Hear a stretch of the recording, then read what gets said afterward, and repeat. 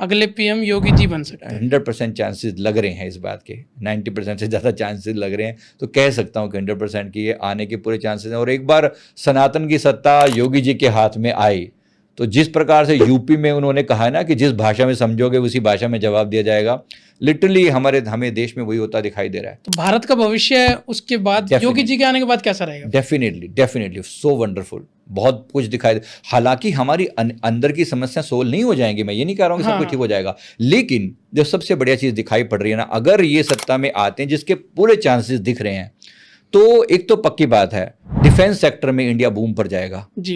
ये दिख रहा है ऐसा होता हुआ, अगले 7-8 सालों में इंडिया एकदम बूम पर जाएगा। इतने लोग हमारे पर, लोग देख पा रहे हैं ना कि जब आज तक हम सदा टारगेट रहे थे लोगों के, आज हम एक ऐसे सेक्टर पे उभर के सामने आ रहे हैं कि जिस पर लोग डिपेंड कर सकते हैं। तो वहां हमें एक सेक्टर बहुत ज्यादा बूम करता दिख रहा है, इतना कि मतलब हमारी इकोनॉमी की रीढ़ की हड्डी बन जाएगा ये डिफेंस सेक्टर। अच्छा। इसका जो एक्सपोर्ट है, यानी कि जितनी भी ये राइफल और डिफेंस बॉम्ब और ये डिफेंस एयर डिफेंस सिस्टम और रडार और ये सारी मैन्युफैक्चरिंग में इंडिया जो है ना कहीं नंबर 1 पर जाएगा अगले 7-8 सालों में जी। तो ये हमारी इकोनॉमी का हब इस चीज का बनने वाला है। दूसरी जो चीज दिखाई पड़ रही है, आदरणीय योगी जी अगर बैठते हैं तो डेफिनेटली जो एक घटना भविष्यवालिका में लिखी हो जो हमें होती हुई दिख रही है कि 19 देश मिलकर भारत पर आक्रमण करेंगे।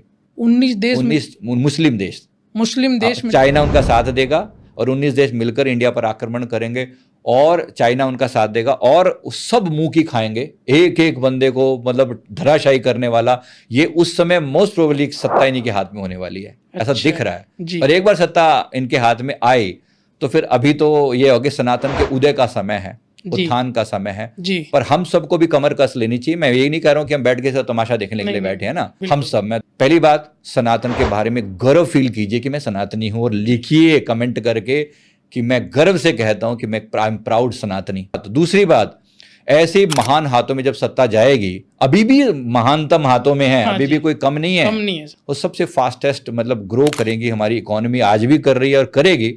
इस मामले में पॉजिटिव दिख रहा है, लेकिन अंदरूनी दंगे ये हमारी सबसे बड़ी जो तकलीफ होगी वो यहाँ से मिलेगी। जैसा कि आपने स्टार्टिंग में पंजाब, यूपी और वेस्ट बंगाल इनको खून की लड़ाई लड़नी पड़ेगी बहुत ज्यादा। बाकी जगह पर भी कम नहीं, महाराष्ट्र में भी कुछ चीजें खराब दिख रही हैं, आने वाले टाइम में और भी चीजें हमें दिख रही हैं जहां से बहुत ज्यादा चांसेस हैं।